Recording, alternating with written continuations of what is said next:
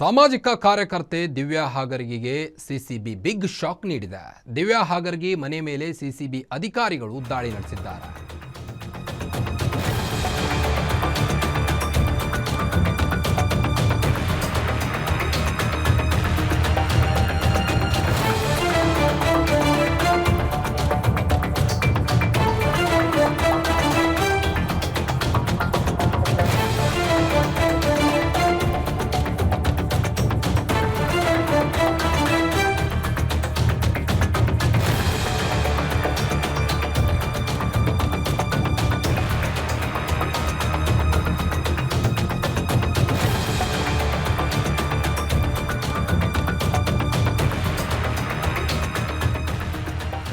ಸಾಮಾಜಿಕ ಕಾರ್ಯಕರ್ತೆ Divya ಹಾಗರ್ಗಿಗೆ CCB big shock ನೀಡಿದೆ.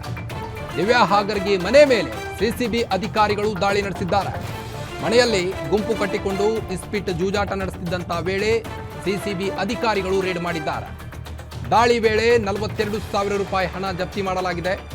ಕಲಬುರಗಿಯ ಹಳೆ ಜೇವರ್ಗಿ ರಸ್ತೆಯಲ್ಲಿರುವಂಥ ಹಾಗರ್ಗಿ ಮನೆ. ಜೂಜಾಟ ಆಡ್ತಿದ್ದಂಥ 6 ಮಂದಿಯನ್ನ ಪೊಲೀಸರು ಈಗ ವಶಕ್ಕೆ ಪಡೆದಿದ್ದಾರೆ. ರಾಜು ಲೆಂಗಟಿ, ರವೀಂದ್ರ ಮಾನ್ಕರ್, ಭಗವಾನ್, ಶಿವಶರಣಪ್ಪ, ಸಂಗಮೇಶ್, ಮಲ್ಲಿನಾಥ್ ಮಂಗಲ್ಗಿ ಬಂಧನವಾಗಿದೆ. ಪಿಎಸ್ಐ ಹಗರಣದಲ್ಲಿ ಭಾಗಿಯಾಗಿದ್ದಂಥ ಆರೋಪಿ ದಿವ್ಯಾ ಹಾಗರ್ಗಿ ಅರೆಸ್ಟ್ ಆಗಿದ್ದಾರೆ. ಮನೆಯಲ್ಲಿ ಗುಂಪು ಸೇರಿಸಿ ಜೂಜಾಟ ಆಡುತ್ತಿರುವಾಗಲೇ ಸಿಸಿಬಿ ಅಧಿಕಾರಿಗಳು ದಾಳಿ ನಡೆಸಿದ್ದಾರೆ. ಈ ವೇಳೆ 6 ಮಂದಿ ಸಿಕ್ಕಿಬಿದ್ದಿದ್ದಾರೆ. ಅದರಲ್ಲಿ ಕೆಲವೊಂದಿಷ್ಟು ಜನರನ್ನ ಅರೆಸ್ಟ್ ಮಾಡಲಾಗಿದೆ. ಪಿಎಸ್ಐ ಹಗರಣ ಪ್ರಕರಣದ ಆರೋಪಿ ದಿವ್ಯಾ ಹಾಗರ್ಗಿಗೆ ಸಿಸಿಬಿ ಬಿಗ್ ಶಾಕ್ ನೀಡಿದೆ. ಈಗ ದಾಳಿ ವೇಳೆ 42,000 ರೂಪಾಯಿ ಹಣ ಜಪ್ತಿ ಮಾಡಿದೆ ಸಿಸಿಬಿ ಅಧಿಕಾರಿಗಳು. ಸಾಮಾಜಿಕ ಕಾರ್ಯಕರ್ತೆ ದಿವ್ಯಾ ಹಾಗರ್ಗಿಗೆ ಸಿಸಿಬಿ ದೀಪಾವಳಿ ದಿನವೇ ಬಿಗ್ ಶಾಕ್ ನೀಡಿದೆ.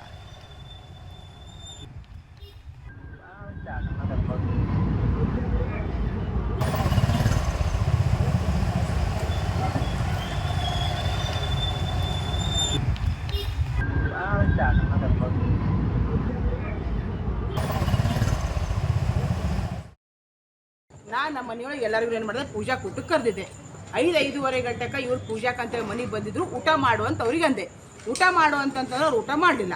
ಅದಕ್ಕೇನಂತ ಎಲ್ಲರೂ ಊಟ ಮಾಡಿ ಬಂದಿದ್ದೆ, ನಮ್ಗೆ ಬ್ಲ್ಯಾಕ್ ಟೀ ಮಾಡಿಕೊಟ್ರೆ ಸಾಕು ಆಯ್ತು ಅಂತಂದ್ರು. ಅದು ಬ್ಲ್ಯಾಕ್ ಟೀ ನಾವು ಮಾಡಿಕೊಟ್ಟು ನಾ ಬ್ಲ್ಯಾಕ್ ಟೀನು ಪೂರ್ತಿ ಅವ್ರು ಕುಡ್ದಿಲ್ಲ.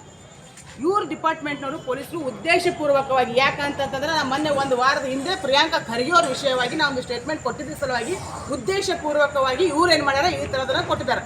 ನಾವು ಅಲ್ಲಿ ಕೂಡಿದ್ರು ಉದ್ದೇಶ ಅದನ್ನು ಹೇಳ್ತೀವಿ ಕೇಳಿ. ನಾವು ಒಂದು 10ರಿಂದ 15 ಜನ ಸೇರಿಸಿ ನಾವೆಲ್ಲರೂ ಒಂದೇನು ಅಂತಾರೆ, ಫೈನಾನ್ಸ್ ಆದರೂ ಮಾಡಬೇಕು, ಏನಾದರೂ ಅದು ಮಾಡಬೇಕಂತ ಅನ್ನೋ ಒಂದು ಸಲುವಾಗಿ ನಾವು ಸತತವಾಗಿ 2-3 ತಿಂಗಳ ವಿಷಯವಾಗಿ ನಾವು ಅದನ್ನು ಮೀಟಿಂಗ್ ಮಾಡ್ಕೊತೇ ಬಂದಿದ್ವಿ. ಆ ಟೈಮ್ನಾಗ ಏನಾಗಿತ್ತು, ಹಬ್ಬ ಇದ್ರ ಸಲುವಾಗಿ ನಮ್ಮ ಆಗಿರಲಿಲ್ಲ. ಇವತ್ತು ದಿವಸ ಚಲೋ ಅದ, ಎಲ್ಲರೂ ಸೇರಿಸಿ ನಾವು ಏನಾರ ಮಾಡಿದ್ರು ಫೈನಲೈಸ್ ಮಾಡ್ಬೇಕಂತ ಅನ್ಕೊಂಡು ನಾವು ಎಲ್ಲರಲ್ಲಿ ಕೂತಿದ್ದೆ. ಕರೆ ಡಿಪಾರ್ಟ್ಮೆಂಟ್ನವ್ರು ಬರ್ತಾರ, ರೇಡ್ ಅಂತ ಯಾವಾಗ ಆಗ್ತೈತಿ, ಯಾವಾಗ ಎಲ್ಲರೂ ಕಲ್ತು ಆಡ್ಕೋತ ಕೂತಿದ್ರು ಆ ಟೈಮ್ನಾಗ ಇವ್ರು ಬಂದು ಹೇಳಿದ್ರು ಅಂತಂದ್ರೆ ಹೌದಪ್ಪ ಅದು ಆಡಾಕತ್ತಿ ಅಂತ ಒಪ್ಕೊಂತೀನಿ. ಇವ್ರು ಬಂದ ಟೈಮ್ನಾಗ ಯಾರು ಆಡಾಕತ್ತೆ, ಎಲ್ಲರೂ ಬ್ಲ್ಯಾಕ್ ಟೀ ಕುಡ್ಕೊಂಡು ಕೂತಿದ್ರು. ಅವ್ರಿಗಿದ್ದ ನಮ್ಮ ಸಂಘಟನೆ ನಮ್ಮ ಮನೆಗೆ ಯಾರು ಬಂದಿಲ್ಲ ಅಷ್ಟು ಇವ್ರು ಚೆಕ್ ಮಾಡಿ ಅವ್ರ ಹತ್ರ ಇದ್ದಿದ್ದು ದುಡ್ಡು ಏನಪ್ಪ ಅಂದ್ರೆ 40,000 ರೂಪಾಯಿ ಸಿಕ್ಕದಂತ 6 ಜನ ಅದಾರ. 6 ಜನ ಹತ್ರ 40,000 ರೂಪಾಯಿ ಇರಂಗಿಲ್ಲ.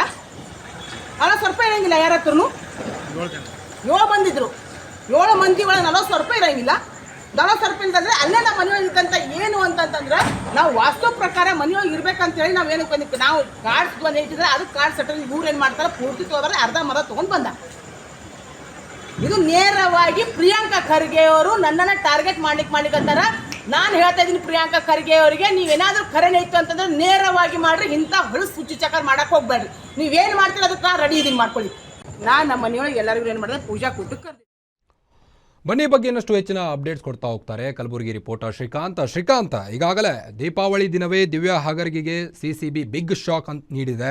ಇನ್ನು ಮನೆಯಲ್ಲಿ ಜೂಜಾಟ ಆಡಿಸುತ್ತಿದ್ದಾಗಲೇ 6 ಮಂದಿ ಸಿಕ್ಕಿಬಿದ್ದಿದ್ದಾರೆ. ಏನಿದೆ ಹೆಚ್ಚಿನ ಅಪ್ಡೇಟ್ಸ್ ಅಂತ?